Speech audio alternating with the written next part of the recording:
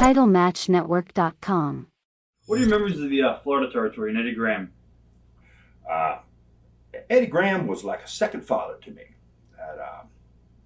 I revered him as the best in the business, the very best. As far as booking? As far as everything, as far as wrestling, as far as booking, as far as everything, and I loved him. I mean, I absolutely loved him. He'd take me hunting and took me fishing, and of course I was very good friends with Mike because of Dad and Eddie being such good friends that I knew Mike at a very young age. He'd stay 3 weeks in the summer with me, and I'd go down to Tampa and stay 3 weeks with him. When he came up and stayed with me, we worked all the time. His dad worked the fire out of us on the farm. When I'd go down and stay with him in Tampa, I didn't want to go back home because his life was so plush and nice, and we're swimming and we're just, we're out on the beach all the time, and and I go back home, and Dad would say, well, dang, you get home from school at 3:15, I need you in the field at 3:30. So life was different. And when I went down to stay with Eddie, then he paid more attention. My dad was a different type of guy, and Eddie was just the perfect father. Boy, Mike was a lucky guy when it came to that I saw Eddie. I saw a side of Eddie a couple of times when I got into the business that were just darn right frightening. But as a young man, he flew an airplane. He took me on my first airplane flight. Like I said, he took me for my first time hunting. He just such a kind, such a great father, and such a good man. But man, I remember later on seeing Eddie in some ways that I just said, man, I kind of missed the boat on this guy. That he's one of the meanest son of a guns I ever saw in all my life. I worked in the office a little bit in Tampa back in the early 70s, and I got that break because of Dad wanting me to be near some of that booking and some of that stuff. So I had an office right next to Eddie, just a little pew there with my desk and stuff. And boy, I thought I was really into things being next to Eddie Graham. And Eddie had a guy come into his office one day, and I hear him in there talking. And so Eddie, the door swung open, and Eddie, I hear the big pow, boy, the cussing, the son of a gun.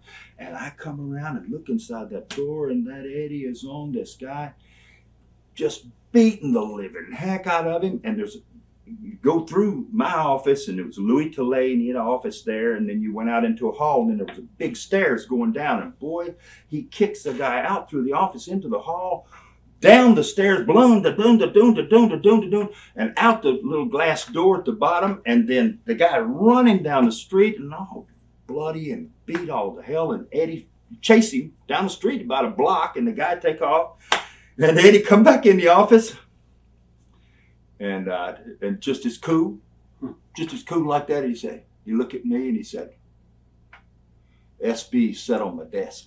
I said, remind me never to sit on your desk there, Pop. So Eddie was an incredible guy. Yeah. What about Jack Brisco? Some of your early memories of Jack? Jack, one of the nicest people.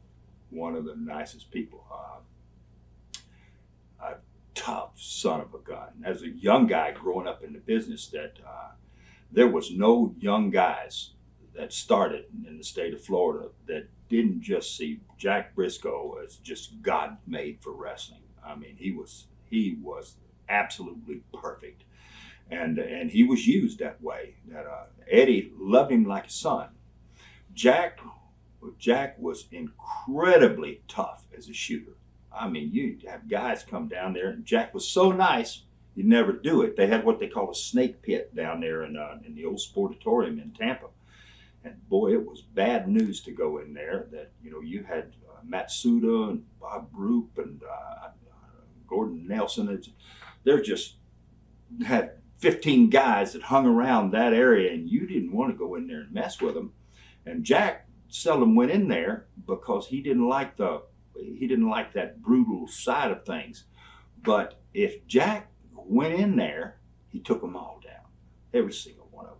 And you just and then that big smile. You see Jack, you want to grab him and hug him. Okay. He's just that type of guy. So, and Gerald, his brother. I know the question wasn't about Gerald, but there's two tough guys right there, and both of those guys, man, to know them is to love them. What about Nick Gulas? Nick Gulas, that dadgum Nick, he was my grandpa's partner. Roy Welch and Nick Gulas were partners for years and years, and Nick and Roy had this deal going that it was like the good cop, bad cop dressing room. That if you came in, you had a problem with your payoff, then you talked to Roy. Roy was the cutthroat, mean, hooking, hurt you. But here's what you'd get, this smile. Oh, how you doing today? Oh, the whole thing. And Nick played the bad cop. And Nick would say, boy, don't get that son of a gun, no dad got money. Roy would say, hey, Nick, hey, get out of here. I'm talking to the guy myself. Where Roy's the one that really ain't going to give you the money, and he's the guy that's going to bang you right in the nose if you got too big a problem about it. Nick, on the other hand, wasn't a violent man. He didn't wrestle himself, and he just was a promoter. But one thing that Nick had, and boy, he could do it with young guys, I guess better than anybody I ever saw in this business, that Nick would bring a fire outside of you. He would bring something out of you that it was easy for me as a young kid to be a salesman in this business. I worked with a lot of older guys that had seniority, and I'd give them an awful lot. I'd sell and sell and sell and sell. And my theory for wrestling was that, and Dad loved it, he wanted us to feel this way, was that you got to get those people not just to the edge of their seat, and not just standing because of excitement, but you got to sometimes bring them into the ring. I mean, right up to the edge of the ring, then into the ring, because they're fearing for the danger of you losing your life. I mean, that's serious, and that's where you want that thing to go. That Nick Gulas could take that type of guy that can sell and sell and sell and just bring those people to the edge of the seat, do that whole deal, and he'd give you something to add with it, and it was called fire. And he'd say, okay, boys, and all I want, boy, I want you to go out there, I want you to fire, I want to see you come up, I want to see you fight them, come out there like boy, dog. So you do that selling, and that's what makes the match. And then once you get all that going, then you say, you got to have that fire on the end, or you didn't finish the story. So Nick, where you're with Eddie, or you're working with Dad, then they're more serious about the selling than they are that giant comeback. And Nick was the best in the world at taking a young guy and saying, oh, God dang, what's wrong with you, kid? You're flat. I need you to pick it up. God dang, get up there, swing, man, punch you, son of a gun. He was quite a character. And by the way, he's another guy.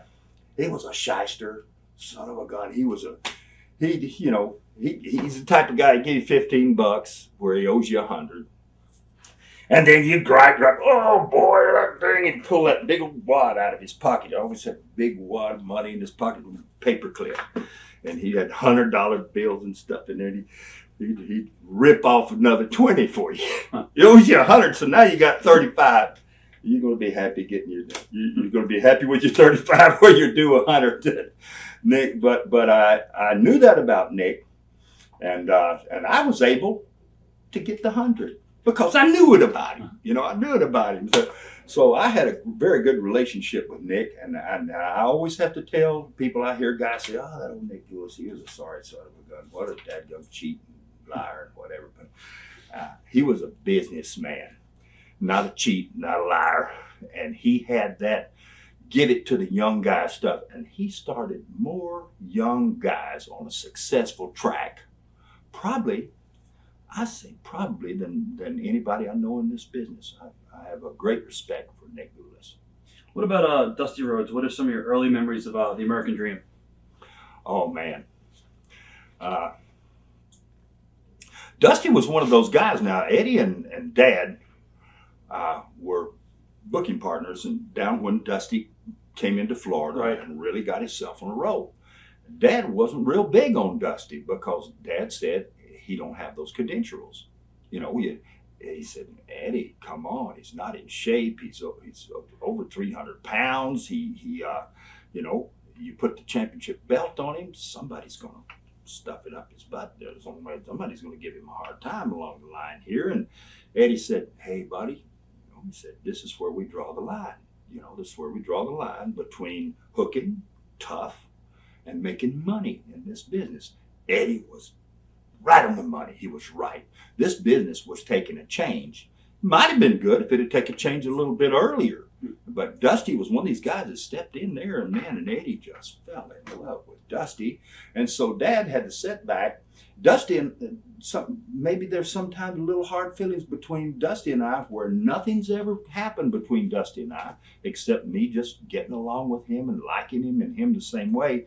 But he kind of knew the way my father felt about him, and it was hard then not for it to bleed over on my brother and me.